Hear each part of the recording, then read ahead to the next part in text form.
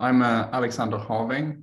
I'm based in Sweden, in Malmö. I'm the CTO of Sandvine. Has been with the company for 22 years. So I know where all the skeletons are buried.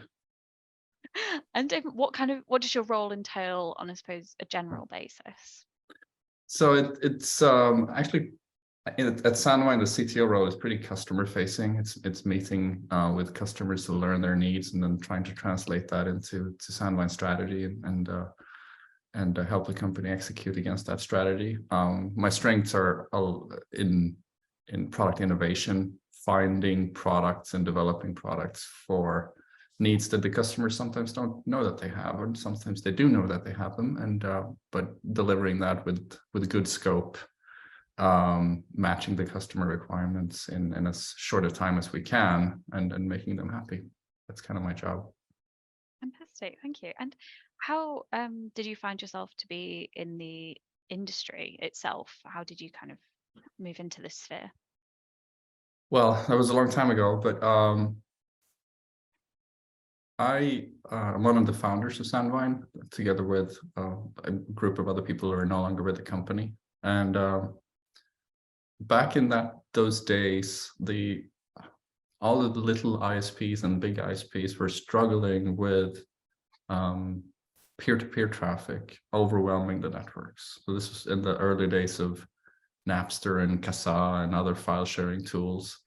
And telcos just did not have any tools for monitoring where is all of this bandwidth going? Why is the QE really poor on these networks?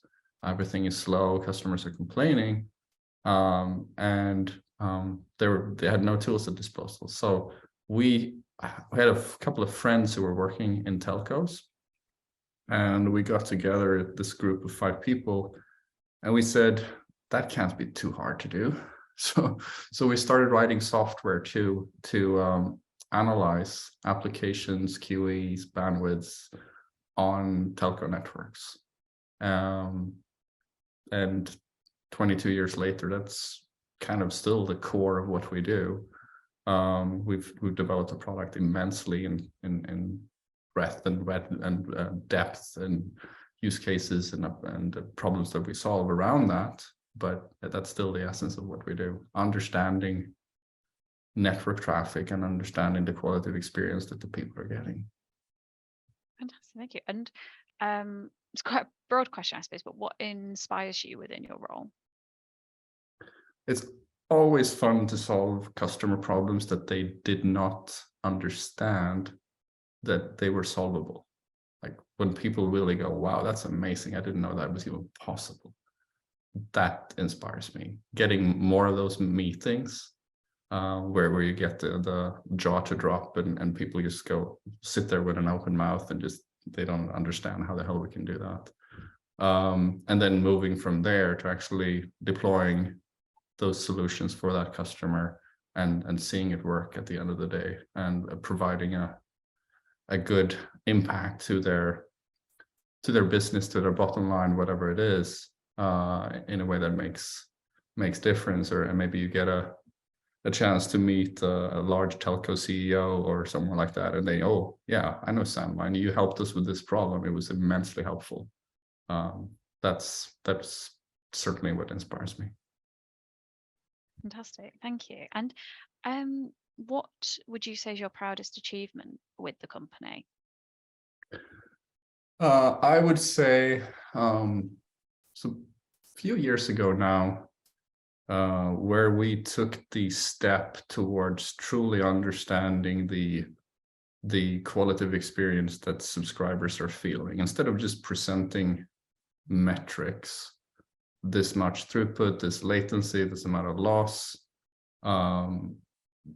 going from metrics to saying this subscriber is having a good experience on Netflix or on Zoom or on Slack or whatever the application they were using. Going from metrics to whether it's good or not, it was not something that anyone has done before for just app usage. And I came up with that idea from the beginning, and then I executed it over a course of a couple of years, and now it's kind of core part of our message and core part of our product. We call it scoring. That was pretty cool. Cool, thank you. And final question, I suppose, what do the next, say, 12 to 18 months hold for your company and your kind of role within that? I think we've come a long way, and now we're almost back to our roots. So we're driving a transformation to become the AppQoE company, a market maker within understanding subscriber QE and affecting subscriber QE as well with our inline functionality and optimizing traffic. So the next 2 years is going to be getting a real solid traction in the market with that message and that positioning and those features, and affecting subscriber networks in a very positive way all over the world. So it's maybe not revolutionary for us, because that's kind of what we've always done, but it's coming back to our roots and doing that in a better way.